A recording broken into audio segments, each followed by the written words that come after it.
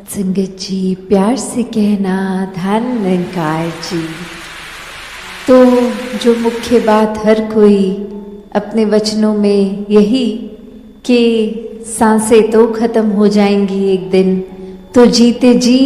भी ये ब्रह्म ज्ञान लेकर मुक्ति मिले लें और फिर जीवन के बाद भी इस आत्मा का मिलन इस परमात्मा से स्वाभाविक हो जाएगा। तो संतों ने हमेशा यही बात समझाई कि इस जीवन में किस तरह हर समय की भक्ति की जा सकती है। ये संत मति को अपनाते हुए हर कोई अपने जीवन में जब चलता है तो कोई भी कार्य करते हुए ये भक्ति करनी साथ ही संभव हो जाती है। फिर एक कोई अपनी दिनचर्या में फर्क नहीं लाना पड़ता। वही काम जो पहले भी करते थे वही अब करते हैं, बस अब मन इस परमात्मा से जुड़ा है तो बहुत ही सहजता से सारे कार्य हो रहे हैं। दिल फिर हर समय एक और सोच संतमति के अनुसार है तो पूरे संसार का कल्याण करने का दिल इस मन का करता है। फिर सिर्फ अहंकारी होके, सेल्फ सेंटर्ड होके, सिर्फ अपनी ही एक सेल्फिश, एक अपने ऊपर ही केंद्रित नहीं, फिर ये बात की समझ आ जाती है कि जहाँ ये कुछ घर परिवार दोस्त इत्यादि ये छोटा सा दायरा हमारा नहीं है, ये वासुदेव कुटुंबकम की भावना कि पूरा संसार एक परिवार है। क्योंकि इस हर पूरे जहाँ पे भी ब्राह्मण की बात करें, कण कण में परमात्मा है तो हर एक में परमात्मा है। फिर वो एक भाषाएं चाहे हों, क्षेत्र हों, एक रंग के आधार पे, कल्चर के आधार पे ये भेदभाव होने, ये मन में नफरतें आनी फिर संभव नहीं होती, क्योंकि हर एक में परमात्मा के फिर दर्शन है। तो कौन बड़ा कौन छोटा, कौन अपना कौन पराया, सभी अपने, सभी जैसे हम हैं, हमारे अंदर परमात्मा तो हर एक में भी। तो बात वही, फिर ये इंसानों से भी प्यार होता है। फिर संतों को तो हर समय परवाह अपने से ज्यादा औरों की होती है। जैसे एक कहानी भी अक्सर हम सब ने बहुत बार सुनी है कि एक बार एक समुद्र किनारे हाई टाइड आ जाती है, वो लहरें ज्यादा उठ उठ के समंदर तट पे आ जाती हैं और जैसे ही वो लो टाइड हो जाती है, वो पानी नीचे वापस गिरता है, तो वो लहरों के साथ आई हुई मछलियां वही समंदर किनारे तड़पने लगती हैं, क्योंकि वो पानी के बहाव के साथ वापस अंदर पानी में नहीं आ सकती अब। तो वही एक बच्चा जो एक एक मछली को तड़पता देखकर उसकी पूरी कोशिश की एक मछली पकड़ के पानी में वापस डाल दिया जाए, फिर दौड़ के आकर दूसरी तड़पती मछली को पकड़ के डाल दे। और वही एक उसका मित्र सवाल करता कि एक मछली को तो पकड़ लोगे, पर यहाँ तो बहुत मछलियाँ हैं, कैसे हर एक की मदद कर पाओगे, कैसे हर एक के प्राण बचा पाओगे। तो जवाब वही कि है, चाहे एक को ही मैंने पकड़ के पानी में डाल दिया तो मैंने इसके जीवन में कितना बड़ा एक योगदान दे दिया, इसको बचा लिया। I made a difference to this one. ऐसे करते करते एक बात वही कि अक्सर हम भी सोचते हैं कि हम एक ही इंसान हैं, तो हमारे कोई काम करने से अच्छा बुरा क्या ही प्रभाव पड़ सकता है, क्या ही एक डिफरेंस हम ला सकते हैं। तो बात वही कि संतों ने युगों युगों से यही समझाया, अभी भी समझा रहे हैं कि संसार में अगर हर जगह आग लगी है तो खुद एक आग को बढ़ावा ना देने का काम किया जाए, आग बुझाने वाला काम किया जाए। उसी तरह जैसे उस बालक ने भी कि चाहे दिख तो रहा था बहुत मछलियां पीड़ा में है, पर कैसे ज्यादा से ज्यादा कोशिश करके हर एक की जान बचाई। हाँ, हर एक की नहीं बचा पाया, पर जितना उससे हो सका ऐसा ही सेवा भाव अगर हम हमारे अंदर भी लाएंगे तो बात वही कि एक संसार में अगर आग लगी है तो जितना भी कंट्रीब्यूशन, जितना भी योगदान हम वो शीतलता देने में लगा सकते हैं उतना तो दें। इस वजह से खुद को ना एक छोटा मान ले कि हम कर भी लेंगे तो कोई बहुत बड़े दायरे तक नहीं कर पाएंगे। तो वही जहाँ अक्सर हम वही बात सुनते हैं कि एक छोटा सा दायरा ही चाहे सही, घर परिवार मित्र इत्यादि ही सही, वहाँ से ही अगर शुरुआत है, और अगर उससे भी ज़्यादा छोटा दायरा कि हम खुद, तो अपने ऊपर ही हम कितना फोकस कर सकते हैं एक अच्छाइयों की तरफ अपने जीवन को मोड़ने की। तो जहाँ अहंकार या कोई सेल्फिशनेस की बात है तो एक अपने ऊपर केंद्रित करने का मतलब ये भी है कि हम एक अपने आप की ही सोच रहे हैं और किसी की नहीं सोच रहे, और वो किस सेंस में है, वो पॉजिटिव है कि नेगेटिव। अगर तो अपनी कमियों के ऊपर सोच रहे हैं, उस लिहाज में एक सेल्फ सेंटर्ड होके सोच रहे हैं कि हम में क्या बुराई है वो समझें और दूर करें, तो वो सेल्फ सेंटर्ड उस तरह होना मुबारक है। और अगर ये बात कि हम किसी का हक लेना चाहें या ईर्ष्या कर रहे हैं, एक अपने लिए सब कुछ हासिल कर रहे हैं, तो वो संतमति के अनुसार नहीं है। तो कैसे भाव वही कि अपने तक सीमित रखना है। अगर किसी की बुराई नज़र में आ गई उसको आगे फैलाना नहीं है, कोई गॉसिप नहीं करनी, कोई एक उस भाव को नहीं अपनाना कि हमने किसी के बारे में कुछ पता चला है वो 10 लोगों को और बताएं। नहीं, एक संतों का दिल तो इस तरह होता है कि किसी की कमी आ भी गई तो वो खुद को ना नजर आए, और अगर अगले के सुधार के लिए उसको कुछ कहना भी है तो बहुत ही नम्रता से और उसके वाक्य ही शुभ चिंतक के रूप में एक बात समझाने का प्रयत्न। और ये छोटे दायरे से फिर बड़े दायरे में भी संत यही समझाते हैं कि जीवन भर तो एक अच्छे मनुष्य बनकर रहना, संतमति अपना के मानवीय गुणों को अपनाकर जीवन बहुत ही सरलता से जिया जा सकता है। पर वो गुणों का रिमाइंडर नहीं, एक गुणों को अपनाकर जीना है, और वो गुणों को अपनाना स्वाभाविक हो जाता है जब इस परमात्मा को मन में बसा ले हमेशा के लिए। आज जितने भी हमने भाव हर एक के सुने, जिसका भी एक मीडियम बनाकर जो भाव पहुंचाया हर एक ने, तो वो भाव यही कि इस परमात्मा को चाहे किसी भी नाम से संबोधित कर लें, वो इस कण कण में रहता है, और कैसे इस निराकार से हम आए हैं, इसी का अंश हैं, और यही फिर एक हमारी ह्यूमन बॉडीज़ में जो हमारी इस समय आत्मा है वो भी इस निरंकार का ही अंश है। तो कैसे हमें अपने आप को जानना है, किस तरह जाने अपने आप को, वो तभी पॉसिबल है जब एक परमात्मा को जान लें, जब इसका एक ब्रह्म ज्ञान अपने से हम इसकी रूबरू कैसे हुए, वो इस ब्रह्म ज्ञान द्वारा होता है। तो कैसे एक जहाँ भाव स्थिरता का, कि हर एक ने ही यही समझाया आज भी कि अपने मन को कैसे हम स्थिर कर सकते हैं, वो इसी परमात्मा से जुड़कर, और इसी स्थिरता के साथ हम अगर चाहे ये भी देखें कि साथ साथ और क्या होता है। अगर हम बात करते हैं स्थिर, स्टिलनेस, कामनेस, कंपोजर, तो एक संतुष्टि भी साथ ही एक उसी के अंदर एक होल का पार्ट अगर बात करें तो कैसे ये संतुष्टि को अपने जीवन में हम लाएं। कि कभी अगर ये भी देखा जाता है कि हालात ऐसे हो जाते हैं कि एक हम बोलते हैं कि हमने चाहा तो था ये हो जाए वो हो जाए, फिर बहुत चीज़ें ट्राई करी, वो नहीं हो पाया, और उसके बाद जब अगर नहीं हो पा रहा तो हमने वी हैव गिवन अप और हम संतुष्ट हो गए। तो इसको भी हम संतुष्टि नहीं कह सकते, क्योंकि ये बाय फोर्स कुछ हुआ है। अगर ये स्थिर रूप में एक सहजता के साथ ही संतुष्टि का होना पॉसिबल है, कि कैसे हम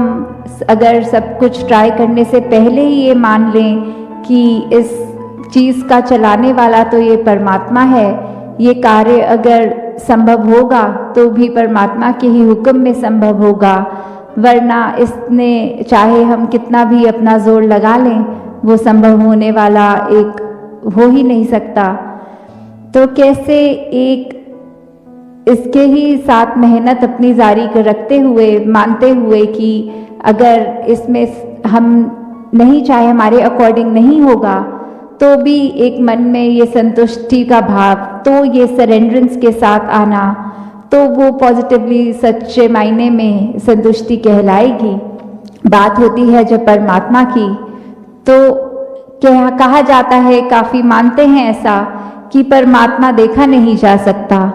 पर ऐसा नहीं है। परमात्मा को देख सकते हैं, और ये आज की बात नहीं, युगों युगों से भी। क्यों एक मीराबाई गा के बोलती है कि मैंने राम रतन धन पायो, तो ये पायो की बात कि ये मिला है, ये परमात्मा मिलता है। और वैसे ही अभंग रचना में ज्ञानेश्वर जी ने भी हरि पाहिला रे जो बोला कि इसको देखा जा सकता है, इसको पाया जा सकता है, इसको जाना जा सकता है।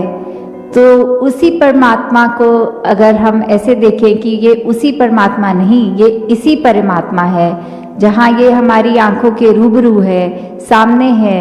बिल्कुल देखा जाया जा सकता है और पाया जा सकता है। एक इस हरि को जब तक हम कैसे मान लें कि वो एग्जिस्ट करता है, तो उसको रूबरू देखकर, फिर उसका बन के, उसका हर एक में उसको देखकर, फिर एक हरि को जो पा लिया, तो फिर वो ऐसा धन है जो राम रतन धन है कि इतना जो कभी घटेगा नहीं ऐसा धन। हमेशा हम हर पल में इसका प्रयोग करेंगे, इसको याद रखेंगे तो जीवन में सफल होना ही है। और जहाँ ये डे टू डे ये इंद्रियों की भी हमारी बात आती है कि 5 सेंसेस कैसे हमारे हर मिनट अपने आप को परसीव करने के लिए कुछ भी आसपास हो, तो इसी के योगदान से हम एक स्थिति को महसूस उस तरह कर सकते हैं। तो उस पे भी एक बात कि कैसे एक मक्खी का अगर हम देखें तो मक्खी एक हमेशा व्याकुल सी ही दिखती है, कभी एक तरफ बैठती है फिर उड़ के आके एक अपना राग गा के दूसरे पे चीज़ पे बैठ गई। और वहीं अगर एक हाथी को देखा जाए तो उसको भी एक मस्त हाथी भी बोला जाता है कि अपने काम में जो कर रहा है वैसा ही कर रहा है। तो उसी पे एक कहानी ऐसी कि एक हाथी अपने आराम से पत्ते खा रहा है, पेड़ से केले निकाल के खा रहा है, वहीं एक मक्खी भिन भिन आती हुई उसके पास जब आई तो उसने आराम से कान हिला के वो मक्खी को उड़ा भी दिया और अपने खाना जैसा खा रहा था वो खाता चला गया। जब ऐसा बार बार हुआ तो वो हाथी ने देखा कि ये मक्खी इतनी बेचैन क्यों हो रही है, तो उससे पूछा कि ऐसा आपको क्या हो रहा है जो आप आराम से स्थिर नहीं हो पा रहे हैं। तो वही मक्खी कहती है कि मेरे को कुछ भी चीज़ दिख जाती है, कुछ सूंघ लेती हूँ, कुछ ऐसा कुछ भी विजन के आगे मेरे आता है तो मेरा ये जो सारी इंद्रियां हैं ये मेरी अटेंशन एक काम पे नहीं रहने देती। मैं सूंघ कर कुछ कहीं पहुंच जाती हूँ, कुछ नया देख के वहाँ उड़ाती हूँ, तो मैं अपनी इंद्रियों के काबू में हूँ। तो फिर हाथी यही बात उस मक्खी को समझाते हुए कि इंद्रियां तो मेरे पास भी हैं पर मैं इंद्रियों के काबू में नहीं हूँ, मैं इंद्रियों को काबू कर लेता हूँ। मैं अपने खाने में इस समय इतना व्यस्त कि मेरे को और कुछ भी दिक्कत हो रही है तो कुछ पता नहीं लग रहा, सिर्फ टोटली फोकस्ड एक खाने पे हूँ। तो उसी तरह एक भाव हमारे भी, अगर हम ह्यूमन बॉडी में भी देखें कि कैसे एक जो हमारे सेंसेस हैं ये हमारे लिए बहुत ही फायदेमंद हैं कि अगर हम कुछ खा भी रहे होते हैं तो वो अगर टेस्ट उसका थोड़ा खराब हो तो हमें पता लग जाता है ये बासी हो गई है चीज़, या कोई चीज़ एकदम सूंघने से भी या देखते ही कि उस पर उल्ली लग गई है, या इस तरह कुछ भी चीज़ से हम एक वो प्रोटेक्टिव बात आ जाती है कि हम अपने बॉडी में ये सिस्टम में कुछ गलत चीज़ एंटर नहीं करने देते। तो जहाँ ये इंद्रियां बहुत ही एक ज़रूरी मीडियम है हमारे शरीर को ठीक तरह चलाने में, वहाँ वही देखना कि कैसे हम एक उसी में ही उलझ ना जाएं। एक हमको कंट्रोल करना है, जहाँ इंद्रियों की बात एक वो भी आती है कि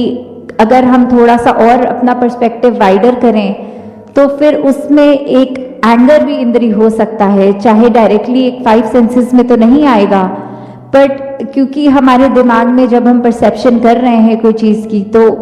अगर ये गुस्से की बात भी हो गई तो कैसे हम फिर वो हो जाते हैं अपने अहंकार में, ये अपने ईगो में आकर अगर ये गुस्सा आ रहा है या कोई भी नेगेटिव चीज़ आ रही है तो हम फिर उसी के हो जाते हैं और फिर एक बार ये इंद्रियां हमारे को ही चलाती हैं, हम इंद्रियों को नहीं चला सकते। तो यही भाव कि एक स्थिरता मन में आनी, एक स्थिरता दिमाग में आनी, ये फिर वही कनेक्शन इस परमात्मा का अगर है तो कैसे भी हालात से हम एक सहज भाव, एक सहज रूप में अपना जीवन जीते चले जाएंगे में भी है। तो वैसे ही पल पल हमको भी ये निरंकार में जहाँ पूरी आज़ादी भी है, वहाँ इसके वो जो हमारे लिए जो एक निरंकार ने ज़िंदगी बनाई है उस तरह पल पल शुक्राना करना है और ये निरंकार की कैद में ही हमें जहाँ रहना है। और साथ ही आज का दिन जो राजमाता जी का भी नाम बार बार हम सुन रहे हैं दिन से जुड़ा है, और शहंशाह जी का भी, तो कैसे हमने अपने पल पल में ये याद रखना है कि जिस तरह भक्ति का जीवन राजमाता जी ने सिखाया हमारे अंदर, उसमें उस भक्ति के गुण में से कितने उतरे हैं, इसके तो हम सब अपने अंतर्यामी खुद भी हैं कि कैसे हमें पता हो कि हमने क्या करना है, क्या सिखाया गया है, और हम अपनी सोच को किस तरह इतनी विपरीत लेके जा रहे हैं, जो हरगिज़ निरंकार ने ये जन्म हमको वो सोच रखने के लिए नहीं दिया था। हमें सिर्फ एक उठना है, एक नीचे की ओर एक अपने आप को खिंचाव, कोई ये नेगेटिव नहीं करना। हमें ये आने वाले साल में जो भी साल शुरू हो गया, इसमें बस कोशिश यही करनी है कि हम अपने आप को भी जहाँ खुश रखें, वहाँ जितनों को भी मिलें, अगर उनके दिल में दर्द है वो हम दूर कर सकें, उनकी आंखों में आंसू है तो वो पोंछ सकें। कैसे पल पल में हम बस अपने आप को अर्पण करते हुए इस प्रभु परमात्मा निरंकार पे ये हर पल में सिर्फ शुक्राना भाव जहाँ रखें, वहाँ ही समाज के लिए भी, अपने घर परिवारों के लिए भी, ये कुल संसार के लिए हम एक जहाँ वरदान भी बने, हम अपनी जिम्मेवारियाँ भी उस तरह निभाएं। पर ये गिला कभी निरंकार से ना करें कि ये ज़िंदगी में हमें ये इस ऐसी ज़िंदगी क्यों दी है, हमारे हालात ऐसे क्यों किए हैं, क्योंकि निरंकार को जहाँ सबसे बेहतर पता है, साथ ही हमको वो किरदार निभाना है, हमें वो जीवन जो निरंकार ने दिया है उसको बखूबी उसी तरह निभाना है जो हमारे हिस्से में आया है। तो दातार सभी पे कृपा करे कि हमारे को हर पल में ये निरंकार का एक एहसास जहाँ और मजबूत करे हमारे जीवन को, वहीं हमारा भी जो कर्तव्य है कि हमने एक क्या देन देनी है संसार को, हमने कैसे मनुष्य बनना है, तो हम अपने आप को ही जहाँ सुधार करने में समय लगाएं और दूसरों को उस रूप में ना एक देखें कि उसकी गलती कोई है, तो अपनी गलती ही मानते हुए जहाँ एक ये क्षमा वाली बात होती है वो करते हुए, और पिछले साल से किसी के अगर मन में कोई ग्रज है, कोई ग्रीवियंस है, तो अगर उसने माफ़ी मांगी तो भी ठीक, नहीं मांगी तो भी उसको वो क्षमा का रूप करते हुए हमने सिर्फ यही देखना है कि हमसे भी तो कितनी गलतियाँ होती हैं। हम जहाँ अपने आप को क्षमा कर देते हैं तो वहाँ किसी दूसरे की गलती अगर हमें लग रही है उसने करी है, तो वो भी हमको क्या पता कि वो जान के की है या अनजाने में हो गई, और अगर हो भी गई तो हम जहाँ खुद को क्षमा करते हैं वहाँ दूसरों को भी हमें उसी तरह उसी नज़र से देखना है, क्योंकि सभी में वही निरंकार है जो हमारे अंदर है। तो हमने हर एक के लिए बस यही भाव रखने हैं कि दातार ये तेरा ही रूप है, ये तेरे ही ये अंश है जो ये हर एक के अंदर वास कर रहा है। तो कैसे हमने अपने हर पल में बस ये याद रखते हुए कि चाहे बहाना तो न्यू ईयर का है और कितनी उस तरह न्यू ईयर रेजोल्यूशंस भी सब बनाते हैं और फिर कुछ समय बाद वो रेजोल्यूशंस को भी तोड़ देते हैं कि कैसे हमने शुरू में तो सोचा कि हम अपने जीवन में ये परिवर्तन करेंगे, इस तरह हम अपने लाइफ में ये अच्छे गुण लाएंगे, ये हैबिट्स डालेंगे, और फिर कुछ ही समय बीतता है कि वो सब हमारा छूट जाता है। तो दातार कृपा करे कि ये जो इंटेंशन हमारी होती है अच्छी शुरुआत में, यही अंत तक भी कायम रहे कि कैसे हमने स्वयं का सुधार करना है, कैसे हमें ये जो निरंकार प्रभु परमात्मा ने ये ज़िंदगी दी है, तो श्वास श्वास सिर्फ हर स्थिति का शुक्राना ही करना है और मन में कभी किसी के लिए गलत भाव नहीं रखने।